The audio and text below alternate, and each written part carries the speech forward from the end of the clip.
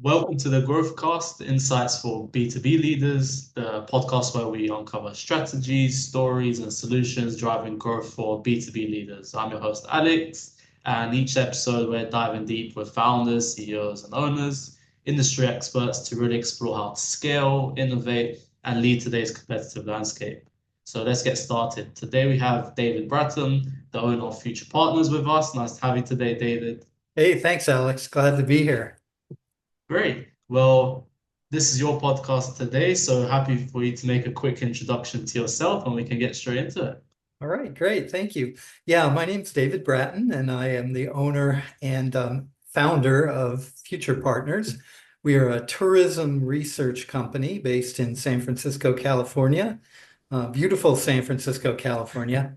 I got into this business primarily because I love to travel and I love research. So we work with what typically are called destination marketing organizations. And these are groups, some of them are not-for-profit, some of them are governmental, and so on, and with their ad agencies, of course, to help them better market themselves for tourism and group meetings, which is conventions and the like. So that's a little bit about what we do. That's great. How long you've been running the business for? Gosh, we've been here 22 years now. I don't know how the Wow. heck that happened, but 22 years passed and we've been on a steady growth curve throughout it. A lot of challenges, as you might expect, but here we Yeah. are. Yeah. Yeah, I can imagine you started around the dot-com bubble, then we Yep. went through 2008 recession, first Ukraine war, then the pandemic, then another Ukraine war. How's that affected the business over there? Oh yeah, it's been a very boom and bust industry for the last 30 years. And I've had the good fortune to survive the dot-com boom and bust. And then the recession, the Great Recession and all the after effects of that. And yeah, it's been crazy, up and down, up and down. But in a sense, I think we talked about this a little bit before. It's good for us Yeah, because what we do is we shine a light onto the darkness and yeah. help these organizations understand what's going on. And in troubling times, that's an opportunity for research Yeah. companies. So even though budgets might be lower, there's a higher need for what we do. So Yeah, no, definitely. And you shared a really good story. And you shared a really good story, Joe. And you'd like to share that again in more detail with our viewers, see how you maneuvered it during such a difficult time, especially in the travel space where everything literally stopped and froze. yeah, I forgot to mention the worst bust that we had, which was the pandemic. Yeah, We found overnight that our book of business just went away. The practically the day after, COVID became a big deal, all of our clients were calling and saying, we're not going to be marketing for for as long as we can see. We don't know how if we're even going to be in business anymore. So our business went away, and we looked at the future and thought, okay, what are we going to do? And what we did is we decided to throw ourselves fully into helping the American and worldwide tourism industry, in fact, understand what was happening in the mind of the consumer. How were their consumers feeling? And the idea was kind of to put a thermometer in their mouth and understand when they were ready to be marketed to again for travel, because nobody wanted to travel back, in April, May, June of 2020. It was a scary time. So what we started doing is doing a weekly survey of American leisure traveler sentiment. And this became a big deal in the industry that, we had people from all the major companies, from Disney to the big cities to you name it, the airlines and cruise lines were all coming to our weekly webinar where we would look at some tracking metrics. We had standard metrics we showed every week to show how people were feeling about travel, but we also tackled the drama du jour, I'll call it. And as you probably remember in the pandemic, every week the media had some new dramatic story going on, whether it was, masking, whether it was, vaccines, whether it was, fights on airlines. passenger fights, all that stuff. So we kind of mixed it up with tracking data and then the kind of interesting things to see how people felt about all the drama of the day. Yeah. Wildly successful for us. Our brand went through the roof, and we doubled basically our business from pre-COVID times to non-overnight when we came out of the pandemic. So, and Yeah. of course, with that, there are plenty of challenges too, but it was quite an adventure, I'll just say. So, I can completely imagine. I used to be in business development during the pandemic times, and it was an interesting period of everyone didn't have budgets because they were in saving mode because they don't know, do we have enough money for next month to pay for our staff, or is yeah, everything going normal? Or they kept on spending cash. There was two types of clients that we were dealing with. yeah, How did you navigate the budget constraints, especially at the very start when it was so uncertain to yeah. Well, double your revenue pre-pandemic? yeah, this project, our tracking study that we called it, we gave away. We gave it out free to the world. If you wanted to come into our webinar, we welcomed you. And the idea, as crazy as it might sound, was to take money from anybody who could afford it. That we were going to do this, and I was just going to budget it out of my own pocket, to be honest. But as it turned out, people found money and they would send us checks. I mean, it wouldn't be surprising in a given day that, City X, the CEO would call us and say, "Hey, I got $5,000 I need to get rid of, can I send it to you?" And we ended up making a lot of money on this project, believe it or not. Yeah. It was quite a thing to look at a model like that and and No, and that's it should actually work. But yeah, yeah, something no, we're that's very really proud of. interesting. I'm sure. Yeah, I'm sure, yeah, especially towards the end of year when the budgets and everyone needs to give yeah, away all their money that they've yeah, budgeted throughout the year, that probably was yeah. I the mean best time. that was the thing. It's like, okay, these folks have been helping us all year, Yeah, preparing this stuff so I could get in front of my board and not look like I don't know what's going on. Um, and so I'm going to pay them back. And yeah, it worked out pretty well for us. So, and we're glad we could help the industry too, because it was a really traumatic time for all of us, to be frank. No, I don't mean to make light of the pain that everyone was feeling because it was pretty terrible. So, yeah. No, of course. Yeah, no, of course. Industry got hit the most. Stocks yeah, are falling for all the airlines, all the travel companies. So it's good that you found light at the end of the tunnel to both yeah, support and help your business grow. yeah. With that, I can imagine as well. You mentioned that one of your clients that were attending the webinar was Disney, right? How was your background in regards to getting such large multinationals to getting such large multinationals to attend? Do you have them on your list of contact? I'm sorry, I couldn't hear you on that. I had a little breakup. Yeah. No worries. Did you already have them on your list of contacts, or were you emailing all these companies? How did you go about winning all these You multinationals to know, just attend your webinar? I'd say it was about half and half. Kind of word just got around and um, half, a lot of the people were on our contacts list and Yeah. we had been working them, but yeah, no, just a lot of people just showed up. One of the funnest, if that's even a word, one of the things I enjoyed most during the period was to look at our attendee list for the weekly webinar. We'd have 5 to 1,000 companies in there. And it was the most diverse, crazy list of people. You'd have maybe a small hotel in Billings, Montana. You'd have a major airline. You'd have, all of these people and it was really indicative of what the tourism industry is. It's lots of big companies, big hotel chains and so on, but lots and lots of small players too, who Yeah. their skin was in the game too, and they wanted to know. So Yeah. No, really enjoyed that part of it, that aspect of it.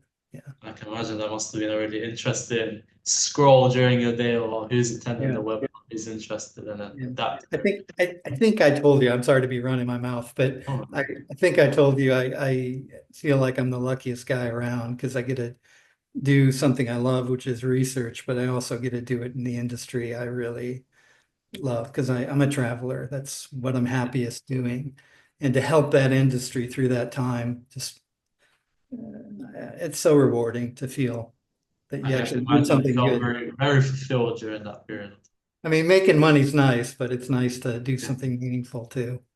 Yeah. I think your position actually makes the perfect case study for lead magnets, right? So what I teach most of my clients is we need to give away a lead magnet that people would pay for. Yeah. And you literally did that. You gave away free value that was so good. And at the end of it, you were rewarded in terms of making cash, but also helping the industry you love. Yeah. Yeah. Yeah. No, it all comes down to value. I mean, I'm sure we wouldn't have been successful if we hadn't have created a product, if you want to call it that, that people needed, you know. And that's always been my message to the market research industry that um, we're here to shine a light into the darkness, like I said, to help people understand something that they don't understand. And this, to me, it couldn't have been a better example of that. Yeah. When the need was really there and you create a good product that helps people, I, I just think you're bound to succeed. So, Yeah, most definitely. That's really great to know. yeah. And you've been in the game for over 20 years, right? Yeah. How has your customer acquisition evolved over the years? You know, it's been really interesting because market research itself has changed dramatically. Yeah. You know, I'll just, this will date myself, but I remember way back in the day taking an HTML class and seeing that you could actually now talk to a consumer in real time, right? You see the little form field or whatever you could build, and you could communicate using your website with people. To me, that was like, holy moly, this is the greatest thing ever. You know, because before that we had to, we had to send letters and phone calls and stuff like that. But from that meager beginning, things have just become, they've gone through the roof with all these big data sources. People are sorting through artificial intelligence, all of these tools that have come into play. And so I'm not sure I'm answering your question quite right, Alex, but as we've watched this shift in technology, that's really changed the way we need to do business. And we've just tried to adapt and create products that fit a need and also took advantage of the technological wonders that we now have. So Yeah, no, definitely. And I can imagine starting from dial-up internet where it yeah, was super slow, you could literally just send an email to now evolving to where AI can literally take the conversation with your yeah, clients and customers. yeah. It's You won't amazing. believe it, but when I started, we didn't even have Excel to work in.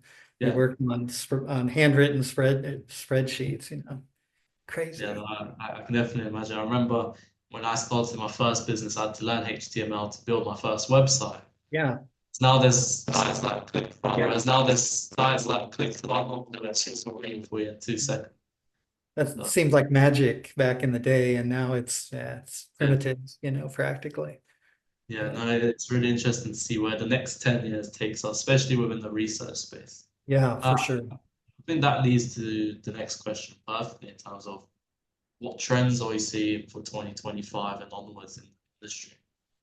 You mean in market research? Yeah, Yeah, I have to say that I think artificial AI stuff is going to blow the roof of everything. We've been trying our best to keep in front of it, but it changes on a daily basis, and the use cases for it are extraordinary. There are just so many ways to use it as a market research firm, yeah, that, and I don't think we really know quite how profound that shift that we're going to see is going to be as a result of it. I use it on a daily basis it's like my assistant to check me. It's become my best friend almost, as weird as that sounds, in a matter of a year. And I'm pretty sure my team's doing it too, from what, I can imagine. what And I see. implementing it as more of like a standard operating procedure now to validate your work, etc., with AI, Yeah, or is it more yeah, case by case, whoever first? yeah, for sure. It's um, and I have no idea what's going to be happening in the future. It seems like an area that's just going to blow up, and God knows what we're going to see 10 years from now, like you say, what kind of Yeah, power we're going to have to understand things. yeah, Of with course, the there are quantum. lots of weaknesses in it too, but Yeah, the yeah. I mean, potential they can is use unlimited. data that's already been out there, right? So Yeah. Yeah. it can't replicate new data. Sometimes I've noticed it makes up information, right? So you have to Yeah. Yeah. For check it sure. anyway. Yeah. And I That's think a very, lot of my clients are probably pretty scared by it too, yeah, because their primary role is to help people decide where to travel and how to travel. And AI has potential to kind of take that over, if you know what I mean. yeah. Uh, it's going to be I'm an, sure that there will be some kind of AI agent that these clients or users can put on their website and help them make the decision quicker, yeah, right? And then it's yeah, more of the case of, okay, is it good that we can hire this and not have employees? Because it benefits the business's bottom line, but then in terms of yeah, human capital, the low skilled labor jobs will be non-existent. So do we have to upskill as individuals ourselves so we don't get replaced by AI? Get yeah, it's a good argument for both. yeah. It's interesting in the travel space because ultimately, travel is an emotional experience that we go through, right? We travel to enjoy time with others, we travel to see new things, whatever that might be. And, a machine doesn't have emotions, it can't measure that. What's good for you, Alex. But it can look to what other people like you have said and make recommendations and things like that. But um, I don't know. I just don't know what uh, Whereas how the two meet in a meaningful way. Without us going out and traveling and telling the internet about our experiences, I don't think AI will have any power at all. So, yeah, exactly. And how many people share on the internet about their travels? Maybe some pictures, but it's not in detail in terms of yeah, the yeah, experience at hotels, etc. It's funny when you look at a lot of reviews of hotels, there's of course lots of positive ones. Mhm. There's also many negative ones. If I myself as a consumer, when I go to a really nice hotel, I don't really leave a review.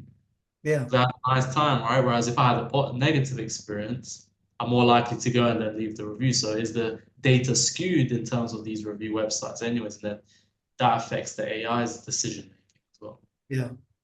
It's funny, this I don't need to go off on a tangent, but I was playing with ChatGPT just yesterday, and we're doing this study of different kind of hip travel trip types to see what travelers really want. Do they really want all these funky trip types that the media talks about or not?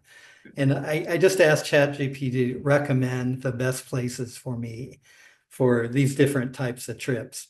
And the thing I noticed was that 90% of them were foreign.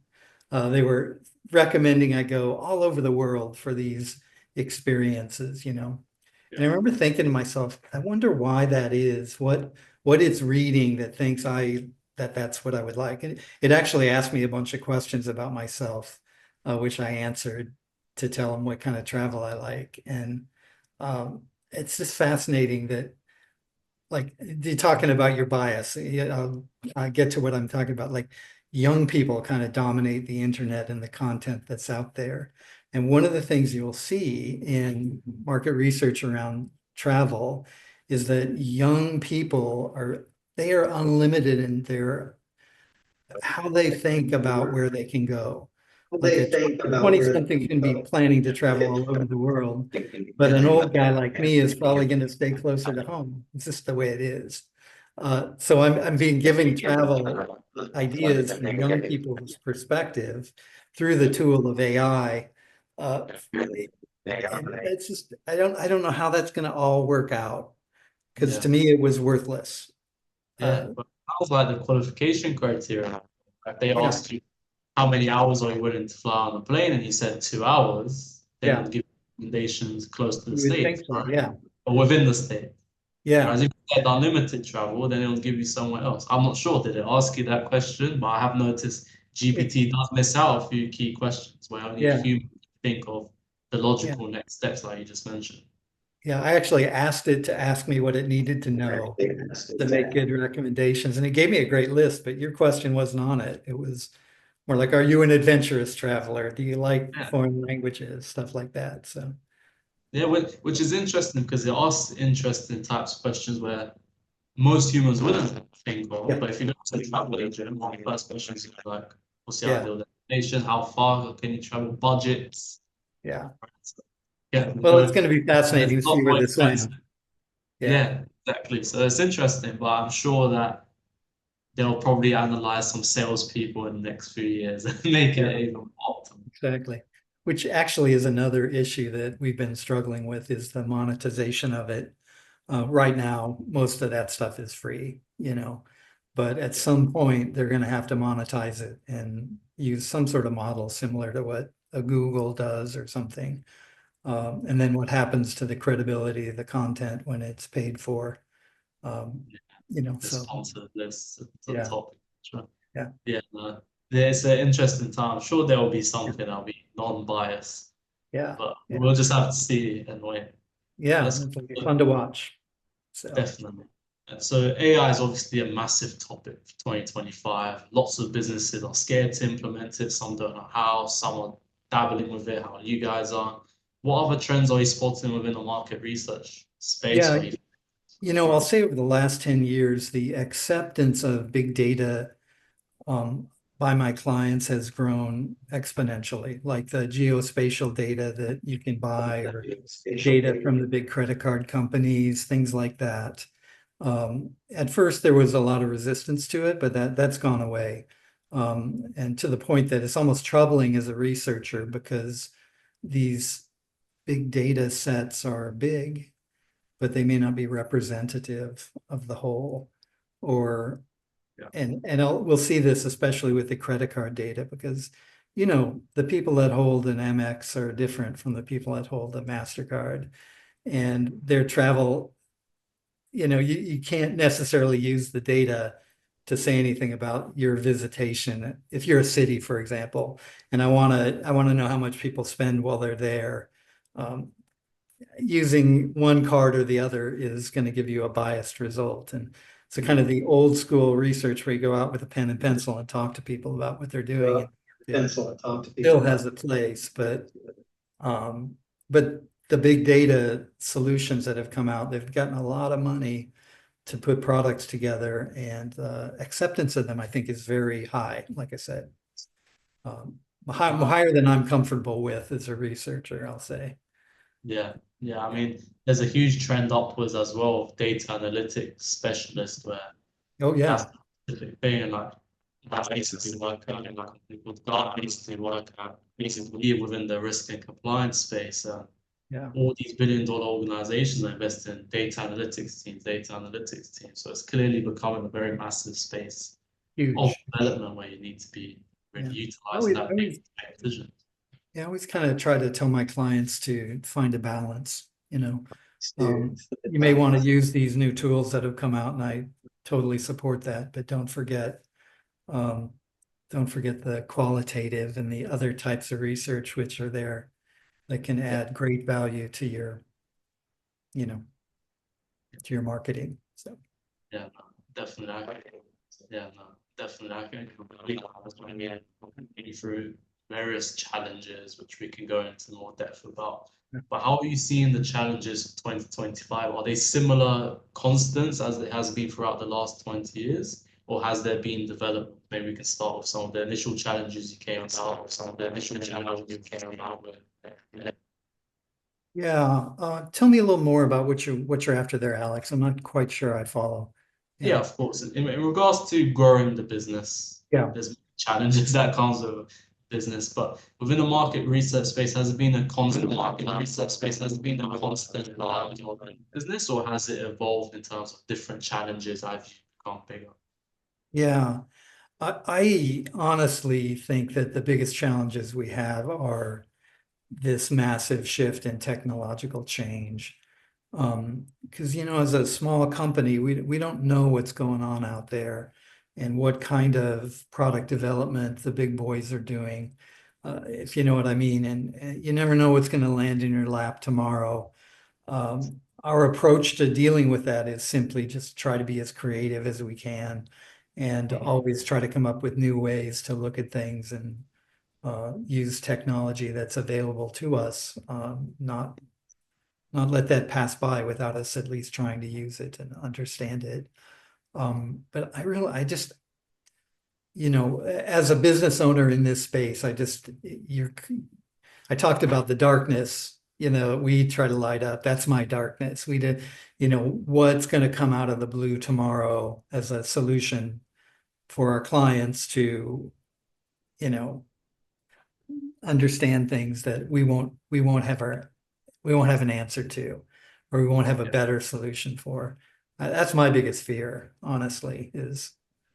I can imagine it. Are you already getting clients where they're saying, like, why should I use you, or new prospective clients? Why should I use you as opposed to cheap? Why should I use you as opposed to $20 email? Yeah, not too much. I mean, I feel, this is just my sense, but I feel like the sentiment's out there.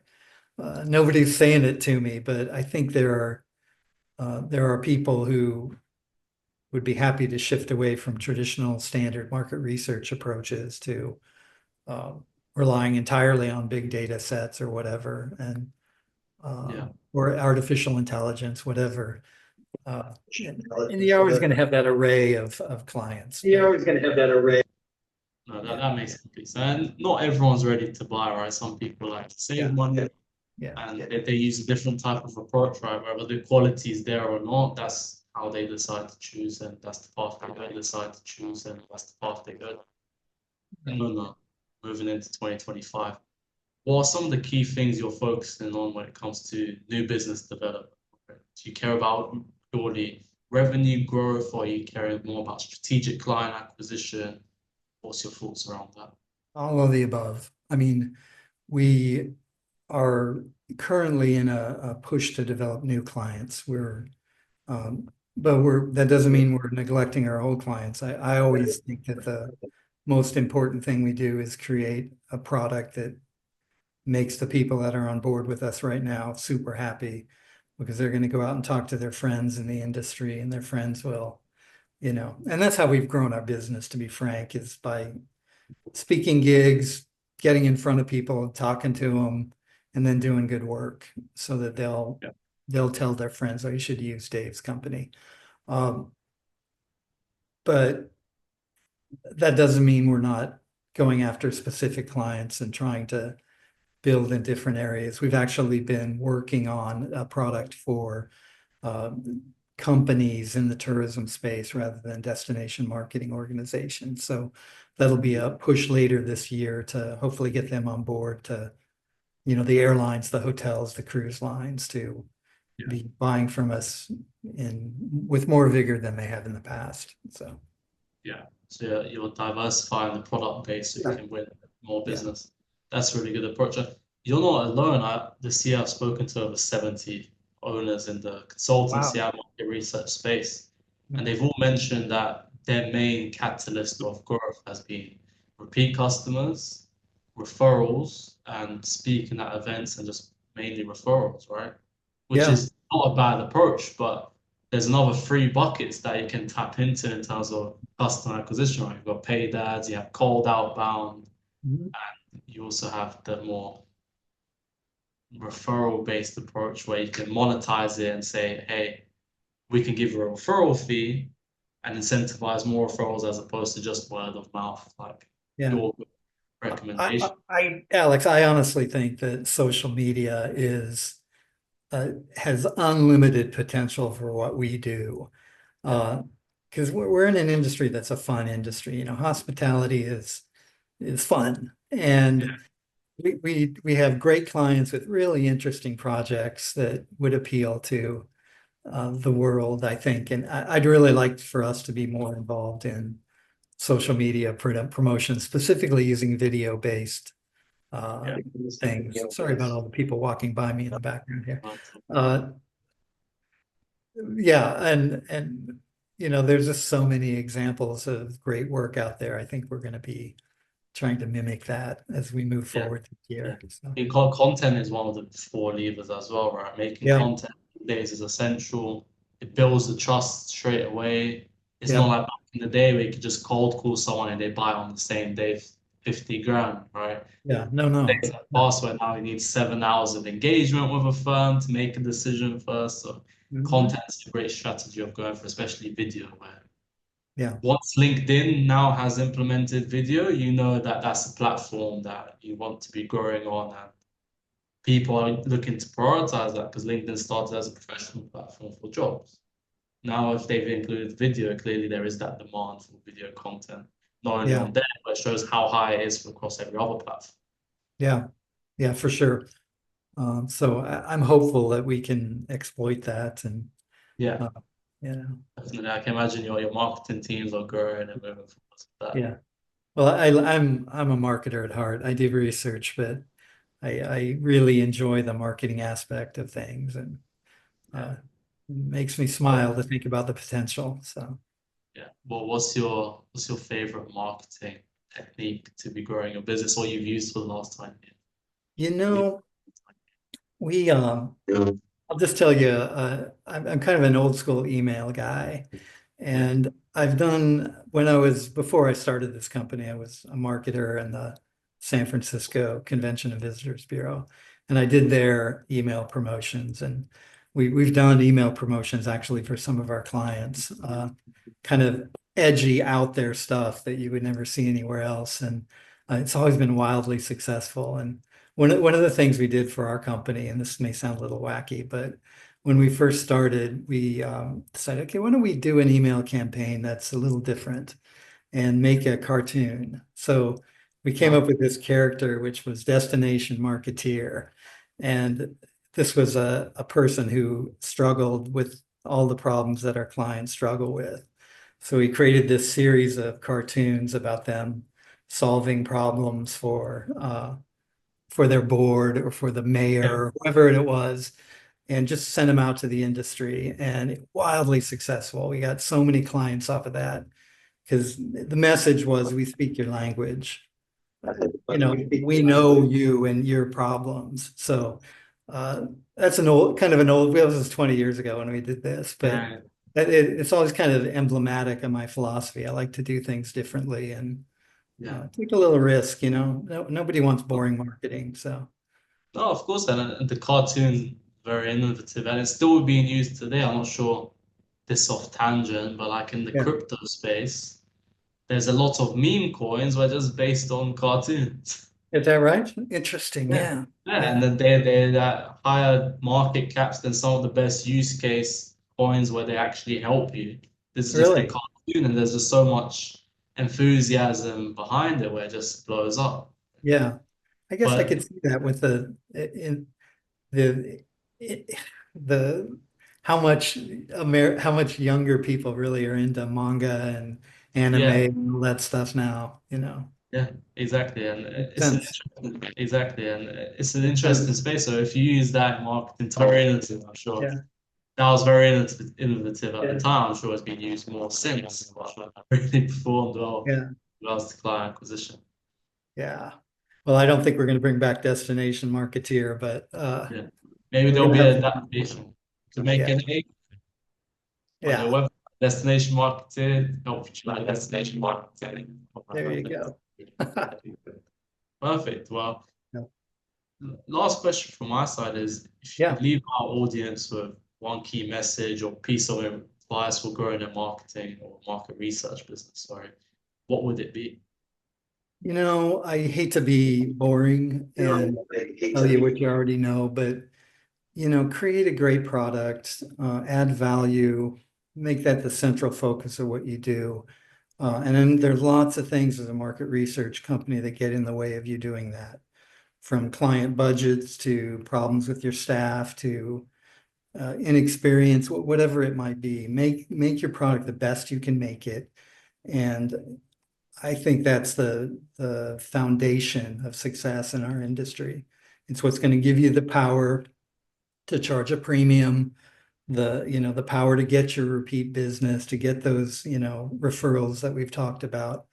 So in this world, there's so many distractions, so many things that pull us away from that core, the thing we really need to focus on it. And that would be my advice. Just when the drama hits, take a breath and go back to the basics, so. Yeah, that's great advice. And there's a reason it's been around for so many years, right? It's because it works. Yeah, Provide value and your customers will find it. That's yeah. great. And how can our audience find you and listen to more? Yeah, you can come to futurepartners.com, or you could get my phone number there. Just give me a call if you ever want to talk or whatever, Great. That's Very perfect. open. Any last words that you want to end the podcast with? Well, I hope everyone has a great year. We're almost done with this one, and let's all make 2025 a better one, Most definitely. Well, it's been a pleasure to have you, Dave, on the podcast today. Let's have you, Dave, on the podcast. Great talking to you, Alex. Thank you. Thanks for giving me your time. No worries at all. Thanks so much for participating. And this is the end of episode 1 with us, and wishing you a good day. Thank you. Bye-bye.